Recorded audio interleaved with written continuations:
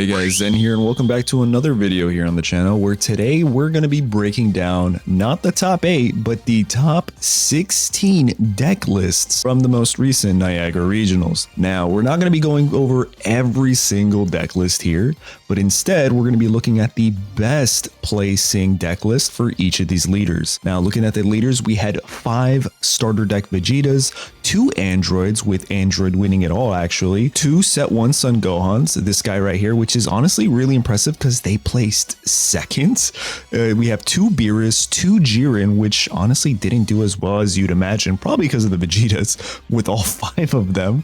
We have 1 Zamasu fused, 1 Son Goku GT, and then 1 Bardock. Honestly, this is what I like to see with especially at a regionals event, so much diversity here. I feel like every single leader and color group is represented here except for yellow. Which is kind of funny because literally set 1 and set 2 you couldn't find a single regional or official event that didn't have a yellow leader like Frieza, at least in the top 2 or 3, right? But with that, let's get started with our first leader we're looking at today, and that's going to be Bardock here. This is the 15th place Bardock, and it looks like a pretty standard Bardock list. You have 8 copies of a card that draws for you. You have 4 of your pans that can bounce back any 4 drops. You have this pair brothers, which is really good. Let's see how many energy manipulation markers we have. We only have our Kakarot here, which you can play on turn 1 if you don't have an energy marker. We have your Son Goku, which you can play on turn 2 if you do have an energy marker or just received one with Kakarot. And we have 4 Bardock and 4 Son Goku GT, 4 double striker super combos, and 3 of the 10x Kamehameha. Honestly, this is pretty much a staple. You could see why it does so well. It's consistent. It does what it needs to do very well. The leader, once awakened, it can search your deck for you, at least the top card, and you could either like send it to the bottom or keep it on top if you want, and then draw with any of these cards or even your Bardock. So honestly, this deck is pretty good. I myself have been having a tremendous time playing Bardock on the ladder. I play it a bit differently. I really like running the field card just because it helps you search your deck for the cards that you actually need. But I can see how not having the field card and just using the staples plus the leader ability is still pretty advantageous. But yeah, no, definitely a solid leader. I can't wait to see what the black leaders like Bardock and GT Goku get for support in set 4, because this is only their first set of cards and they are this consistent and this strong. So I'm actually very excited to see. All right, moving on, let's go into our Jiren here. This is the best placing Jiren and it is 14th place. And looking at it right off the bat, it looks like a very control heavy Jiren. You have 1 Sphere of Destruction, 2, I'm assuming, get your opponent down to 3 and also pop one of their 25Ks on the board. We have 1 Kefla, we have 1 Beerus, we have 2 Whis, 2 Hits, 4 Cauliflas, 3 Fuas, 4 Margaritas. Yeah, it looks like a very control heavy kind of deck where you want to damage reduce as much as possible, get things off the board. I mean, you could place 2 Fua and go into a mirror match, right? But the problem that this type of deck is going to run into is most of these cards, you only have 1, 2, or 3 cards that are 5-drop. Everything else can get bottom decked by a Sinister Sickle or even a Sickle City Gohan with a Vegeta on the board. And even that, if you play the 1-drop Mai, you can probably bottom deck any of these 5-drops with a follow-up to the Vegeta double striker from blue. I mean, it's so hard right now to counter bottom decking as a red leader, unfortunately. Especially when you're going the route of like damage reduction, but your leader isn't something like Beerus. Now, don't get me wrong, like Jiren is still really good with Jiren, but again, then being that 4-drop and getting bottom decked kind of really hurts. So I'm not too surprised that we didn't see this leader do a little better in the format, especially now that so many people are getting used to countering it to a sense. All right, and with that, let's move on to the next leader, and that's going to be another black leader. This is going to be GT Goku, and this is the 12th place deck list right here. And right off the bat, it looks pretty similar to your, Bardock deck list. The thing that's different here is the amount of draws and Dr. Mew right here. We have 3 copies of this card, which is really good. It's a 10K combo and also has an activate main once per turn. discard one card from your hand and use one energy. Then if you don't have an energy marker, you can place an energy marker. Now, why is this good? Well, with your leader's ability, you can almost always guarantee that any of your cards can then gain an extra, 15k for the turn. You can play them defensively. You can play your Hercule and bring back any of your 1-cost cards, right? You can play this pair of brothers and then freeze something. You can almost always guarantee that with Dr. Miyu in case you don't have your Son Goku or this 3-drop Son Goku or even Kakarot for energy manipulation. Heck, you can even use it with Pan GT. So I think Dr. Miyu definitely has a place in these types of deck lists that need you to manipulate energy markers, especially with a leader that has an ability that uses an energy marker to a sense. So again, really nice deck. I like this. I like the numbers. You only have 3 copies of your Son Goku, your double striker. You're not going too crazy on this. And instead, you're adding a little bit more value here with combo and consistency with energy marker effects. So definitely a deck list that I am, again, a huge fan of. I'm really liking these black leaders and their cards. Moving on to the next one, we have Beerus here. Now let's see what type of Beerus this is. This is the 7th place Beerus, and honestly, right off the bat, it kind of looks like it's an angel deck here. Look how many angels do they have? They have 12 angels in this deck list. I can't wait until we get like a Whis leader. Anyway, you have 4 copies of the 1-drop on play Whis, 4 droppies of the activate main Whis. You have 4 Margaritas, 3 hits, 3 Fua, 4 Caulifla, which honestly, if you draw this early on with your leader, you're doing a lot of critical damaging here. We have our Policeman, 2 copies, Son Gohan, we have 1 Kefla, 2 Son Goku Ultra Instincts, which honestly is a very spicy addition in my opinion. This is a pretty strong card to really pressure your opponent into taking life. We have 4 copies of Beerus, the 3-drop as well as the 5-drop. Nice board control here. And we're also starting to see this card again. You guys remember this with Topku? Assemble representatives of Universe 7. You can use this on your turn to search the top 5 of your deck for a Universe 7 card, or use it on your turn for battle to boost one of your cards by 15k. We have 2 Room Shees, our super combos, and 2 double strikers. Honestly, I haven't seen any Beerus decks that made me feel like, oh wow, that's pretty good into this format and set. But this seems very well rounded and has a strategic plan and knows what it wants to do. Damage reduce cards, get them low enough, and then pop them, right? with your Son Goku Ultra Instinct here, your double striker, your Room Shi, a board wipe. I like the board wipe, especially going into blue, right? And your damage reducer. Like, all you have to do, even if they have a double striker on their side, use your leader, play your Beerus. I feel like Beerus might be the only leader that can go into, something like Vegeta and come out potentially winning that matchup, right? It's going to be very hard, don't get me wrong, but it's not impossible. And that's kind of what I really like about Beerus. Beerus has a better shot at beating a Vegeta than something like a Jiren, that's for sure. All right, now let's check out our next one, and it is Zamasu Fused. This deck list right here got 5th place, and I am a huge fan. I've actually been playing and testing this on the ladder, and it is a ton of fun. We have our draws with our Trunks here for peel off, which you need to have. We also have 4 of our crit Vegeta. We have 4 of our Mai, which synergize with literally any of these other cards so well. For example, if you're going into say something like green and they play double androids, well, guess what? For 4 energy, bounce it right back to their hand. Not sure if you really want to, but you can, right? You could do something like right here, where you play your Mai, and then you could play your Trunks Future and just bounce it right back to their hand. They have a 0 combo in their hand that they have to play again if they want to get it on the board. Vegito and Sickle City Gohan synergize really well with each other. Our Videl brings back any of these 3 cards, right? 2 of them are 10k combo plus this 5k.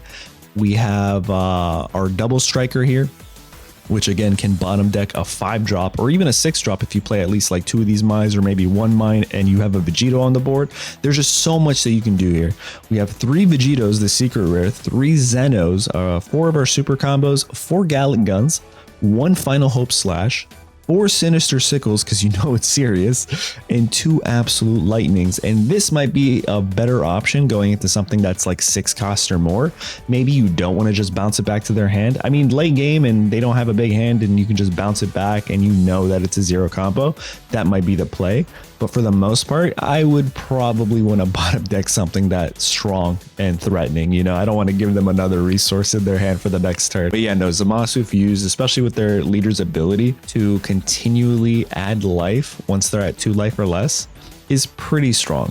I like this leader, and I can't wait to see this thing do better than Vegeta. I'm gonna be honest, I'm sick of Vegeta. All these Vegeta players, they do the same thing over and over again.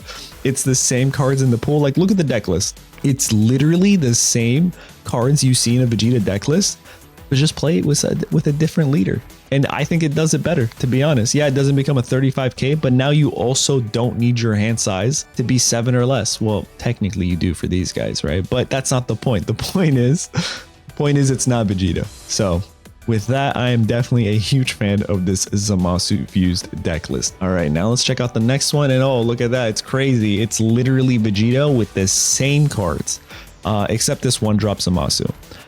They also have 3 copies of their crit Vegeta, 3 copies of the Videl, and this is Vegeta placed 3rd place. This got 3rd place. Nothing too crazy. You don't see your absolute, you don't see your final hope slash here. And the reason this Vegeta is so good, right, and why a lot more people are playing Vegeta over, you know, things like Zamasu or Trunks, is because of all these cards effects that require you to have 7 or fewer in your hand to proc, and your leader's ability to become a 35k swing. So typically how this is played is early on, you kind of defend, you don't awaken, you awaken your opponent, doesn't matter, you get all your big bodies onto the board. And then once the like life difference is like, what is it, like 7 to like 3, then you know, let them awaken you and you can go crazy with your 35k. You have so much ability to kind of switch back between control and being aggro. And I definitely see more Vegetas who play control early on heavily rewarded, as opposed to those who just take the damage, try to awaken quickly to get that 35k. Those are the ones that's not the game plan for Vegeta. He's like slow and steady, which is kind of funny because it's kind of canon if you think about it. He's not the first one to go Super Saiyan. He's kind of like one of the last ones when you think about it. Like Trunks came and he was Super Saiyan, right? And it kind of goes to his character. Like you want to take it nice and slow before you transform and then just wipe everyone out. I don't know. That's at least how I'm viewing it. You guys let me know what you think in the comments. But yeah, it's a pretty staple Vegeta deck list. Now let's move on to the one that I'm super excited about. And yeah, it's Gohan. Like what the heck? And honestly, it makes sense. It makes sense because of this brand new 3-drop Son Goku card, where if your leader's Son Gohan, which it is, you can pretty much take any of your opponent's cost 5 or less cards and just ramp them to their energy and then ramp this card to your energy. So yes, you're helping them ramp, but now you can remove things like, you know, Yellow's SR Vegeta, gone. Jiren, gone. Vegito, gone, right? Anything like that, anything you double strikers, gone. Like anything like that, it's a pretty strong card. But that's not all. You don't actually have to play this card from your hand, right? You have things like your 4 copies of Son Gohan Future, which at the end of your turn you could pop a 3 cost on your opponent's side, or just play a 3 cost from your hand, which you could just play this for free. Now going into yellow, I will always play this on turn 5 and then just bring this out, right? Because now they're like, oh crap, what do I do? Like, do I play another SR Vegeta? I can't attack them. They might try to rest him, but then you just defend him, right? Yeah, it's a really interesting card, and I'm a huge fan. And we also have Chi-Chi here, which can bring us literally so many cards. This card, this card, this card, not this card, this is future. This card, this card.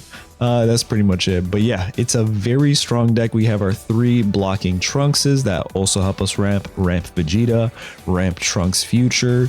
Again, our Selku, 2 copies of double strikers, 3 gigantic meteors, 3 destructive strengths, and 2 big bang attacks, as well as 2 cells to help us, you know, get our life back if we need to, and also pop 2 on the opponent's side of the field. Honestly, all in all, I really like this. I like this deck. I feel it's pretty consistent. I know what you're thinking. Oh, only 2 Son Gokus? That's not good. Gohan needs more than that. Well, unfortunately, to activate Gohan's ability, yeah, you're gonna need a Selku, but like with so much removal in red and just every other group, like they can bottom deck things, right? It doesn't. If you can get it out, awesome, good for you. But more than likely, you're wasting 2 slots on things that can benefit you much better, like this cell, right? So definitely a very interesting deck list. I'm a huge fan. 46 Saiyans, 21 Earthlings, pretty decent combos, honestly, as well. Only 16 zero cards, which sounds like a lot, but for green is kind of like the mandatory number. And above all, we're seeing it as the second place deck list in a format, right? In a regional, where Vegeta was the heaviest, the biggest leader. Five Vegeta deck lists in the top 16.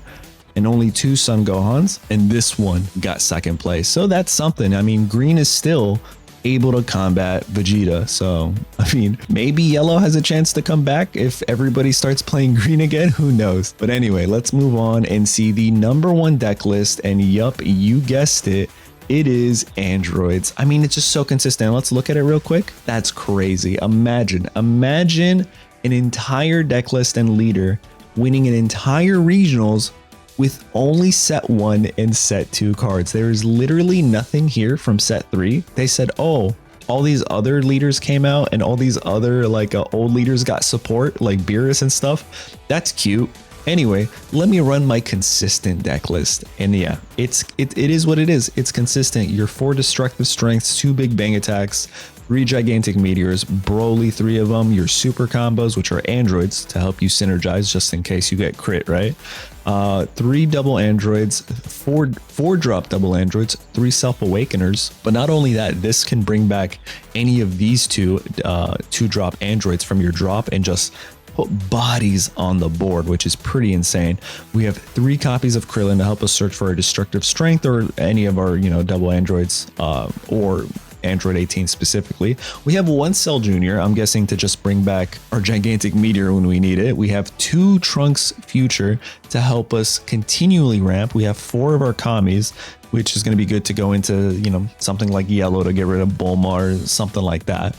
We have 3 of our 1-drop cantrips and then 4 of our Android 20s. Really solid, consistent androids. It's perfect. And the leader's ability to swing for 30k when you have 6 or more energy. Yeah, I mean, it's a no-brainer why this leader is still insanely strong. For me though, personally, I wish there was just 1 card from set 3 that it could utilize to a point where it's like, oh yeah, no, this makes it better, but it literally doesn't even need to. It literally doesn't even need to, man. But yeah, there you have it. Those are the best performing deck lists in the top 16 of the Niagara Regionals. Let me know what you guys think in the comments down below. And thanks for watching, and I'll catch you guys in the next one.